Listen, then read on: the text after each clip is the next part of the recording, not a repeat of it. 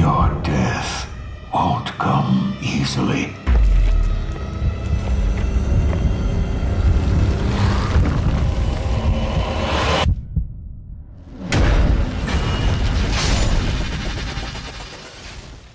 Hello, Sean of the Lore Hunter here. This is the first video in a series that will take a look at all of the information we have learned about Sekiro Shadows Die Twice between E3 2018 in June and the Tokyo Game Show in September. This first video will cover how Sekiro controls and gameplay mechanics. Before we begin, I just wanted to take a moment to give something of a mission statement regarding what I'm doing with my Sekiro pre-release videos.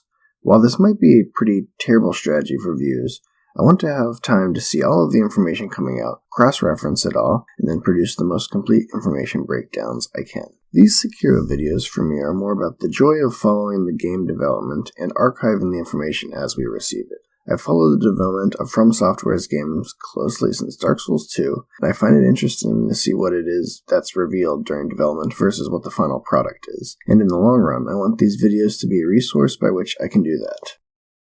We got some generalities about Sekiro's gameplay and mechanics during E3 2018, but it wasn't until recently at Gamescom that we got to see actual gameplay footage, and also a release date, March 22nd, 2019, and it's going to be an international release. Gamescom was held in Cologne, Germany on August 21st to 25th, 2018, and from the event we got to see Sekiro in action for the first time. The public got to play a Sekiro demo on the show floor, and big-name video games and Souls people were given permission to record some of their footage. In this video, I will discuss all the new information that's been released, how what we learned very well could change, and what else we might expect from Sekiro over the next 7 months. So it seems that the demo available at Gamescom was a playable version of what we got impressions back in June at E3. It takes place in what is currently called the Ishimo Castle grounds, and gameplay can be seen for everything in the demo except for the corrupted monk boss fight and area of the demo that contains a headless ghost enemy. Let's start by taking a look at the control scheme. I'll begin with what is similar to the Souls games as a jumping off point. The right stick predictably controls the camera, and pressing it toggles enemy lock on. B, or circle, is pressed to step, aka dash, and held to sprint. If your posture is broken, B is pressed to perform a break roll evade, letting you get up more quickly. If an enemy is doing a lethal thrust attack against you, you can press B while moving toward them to perform a Mikiri, countering the attack. Kinda similar to the Souls games, the left stick is still move, but pushing it down now toggles crouching. Additionally, pushing the left stick while sprinting makes you slide. Adding on to your stealth tactics, pressing down on the D-pad lets you eavesdrop. This mechanic was not functional in the demo, so while it is unclear what it specifically does, generally it seems that it lets you listen in on enemies. Holding the left bumper, L1, is to guard with your katana, similar to Souls, but instead of left trigger being your parry button, you now press left bumper precisely as an enemy attacks to deflect an incoming attack. You cycle through items by pressing the left and right on the D-pad, but to use an item, you now press up on the D-pad. This felt a little bit of an odd placement to me at first, below the move stick, but once I saw what the other buttons do, I don't readily see where else the input would be a better choice. Right bumper, or R1, is to attack with your katana. Gone are the light attack, heavy attack of the Souls games. Right bumper is the sole button for attacking with your katana, but features a versatile array of situational attacks. Unaware enemies and enemies with broken posture can be dealt a visceral style attack called a shinobi death blow, indicated by their targeting icon turning red. The katana has a 5-attack combo, and any of these attacks can be charged by holding down right bumper, which will result in an attack that looks similar to a charged attack in Bloodborne. Like the Souls games, attacking while running or just after dashing results in a unique attack. You can also perform attacks mid-air. Pressing left bumper and right bumper simultaneously activates your sword art. In this demo, this resulted in a quick 2-slash combo, but it is speculated that this move may be customizable and incorporated into character upgrades and progression. Right trigger uses the active prosthetic tool, which can be selected and cycled through using the Y or triangle button. Using a prosthetic tool and then attacking with right bumper often results in a unique attacker buff, such as a quick dash forward when using shurikens, and setting your katana on fire with the flame vent. X or square is now the action button, used to interact with objects and pick up items. That is because A, or cross, is now the, wait for it, jump button. That's right, a FromSoft action game has a dedicated jump button. That is because jumping is now a means of vertical traversal with actions like wall jumps, as well as a combat tool in the form of defensive vocabulary against sweeping attacks and evading when down, as well as jumping off and attacking enemies in mid-air. Speaking of being in the air, the grappling hook, perhaps the biggest divergence from the Souls games, gets its own dedicated button with left trigger, which can also be used as a form of traversal as well as a tool in combat.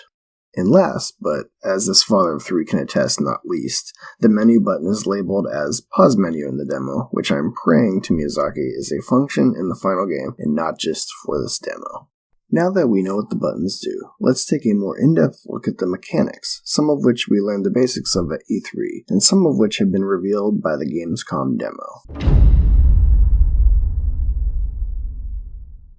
We learned about the posture system during E3, but now we get to see it in action. Posture is a meter that both the player and enemies have. When an enemy's posture meter is filled, they become downed and vulnerable to a shinobi death blow, which will deal massive damage and kill lesser enemies.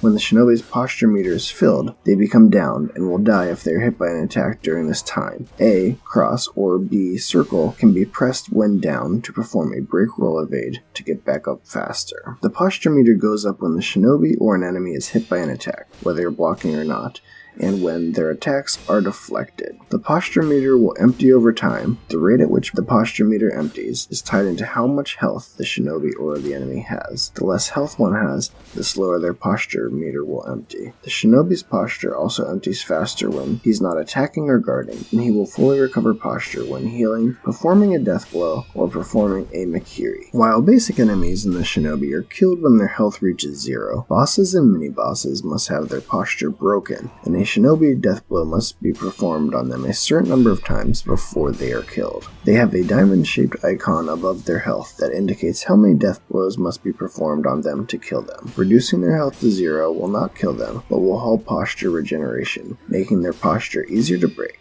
Each time a death blow is performed on a boss or mini-boss, one of the diamonds above their health is removed, and their health bar is refilled, until the last diamond is removed, at which point they are killed. In Epic Namero's Gamescom demo video, he mentions that he was told that the diamonds are how the multiple death blows are being shown in the demo, and could change in the final release. Now let's talk about the resurrection mechanic. When the shinobi is killed, players can either choose to die or they can choose to resurrect. The player can only resurrect if the shinobi has a resurrection token, shown above the health bar in the lower left of the screen. Players gain a percentage of a resurrection token by defeating enemies. Each enemy killed fills up a portion of the token, with tougher enemies filling a greater percentage of the token up. When the shinobi dies, and players choose to use a resurrection, they cannot use another one until an enemy is defeated, shown by a black slash going across the resurrection tokens. Dying and returning to a checkpoint, called a sculptor's idol, or resting at the idol, adds one full resurrection token to the shinobi, with an unfilled token remaining as partially filled as it was before dying or resting. FromSoft has stated that they're still working on how the resurrections will work in the final game, so keep note for that when the game releases to see how it may have developed. Moving on, let's talk about stealth, grappling, lethal attacks, and indicators. As mentioned previously, pressing left trigger toggles stealth. There is also tall grass that further hides you, so long as it doesn't get burned away. Enemies will indicate if they notice you by a triangle above their head that will fill up yellow as they become alert and investigate, and then red when the meter fills up and they spot you. If an enemy off screen becomes alerted, there will be a directional indicator below the shinobi showing where they're located relative to you. Sekiro features grappling nodes in order to traverse using your grappling hook. They appear as you near them and turn green when you're able to use a node. Similar to the enemy indicator, there are off-screen indicators for nearby grappling nodes that indicate where they are relative to the shinobi. Lethal attacks are unblockable attacks that enemies can perform that require you to either jump, dodge, or perform another special ability to deal with.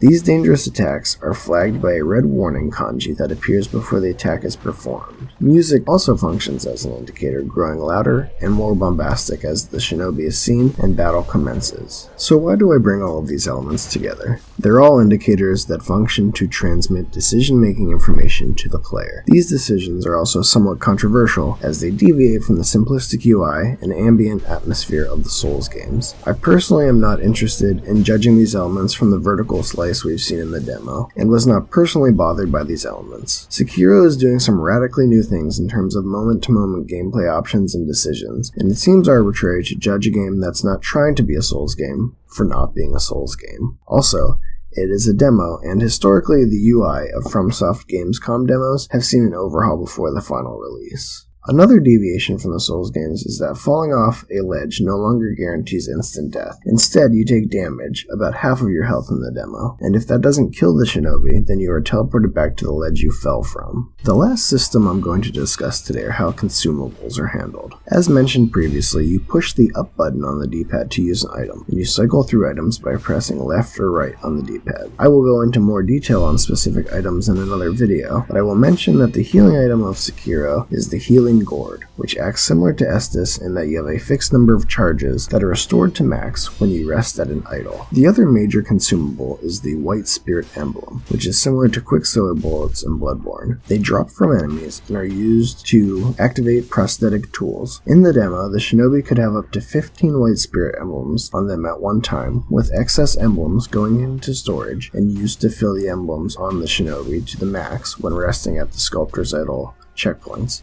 similar to blood vials and Quicksilver bullets in Bloodborne.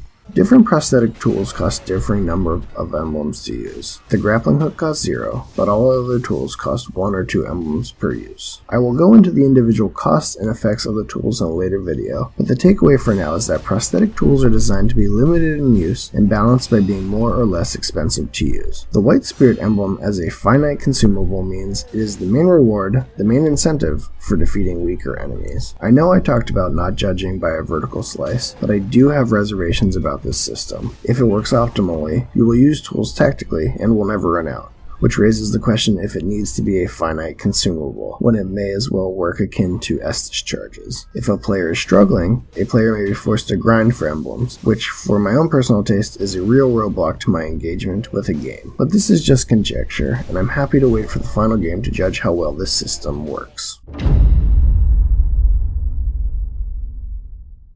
And that is what we know about the gameplay and systems of Sekiro so far.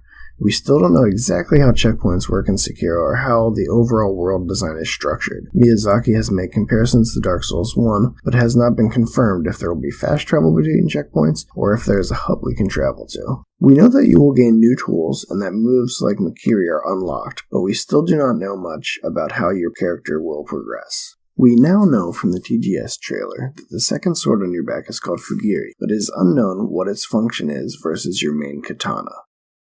Based upon previous FromSoft titles' pre-release information, I expect we will learn the basics of progression, and FromSoft will continue to tease us with tantalizing glimpses into the prosthetic tools we will have at our disposal. I'm not sure that we will gain much more insight into the world design of Sekiro, or the function of the second sword, as FromSoft have traditionally been tight-lipped about elements that give away too much narrative information.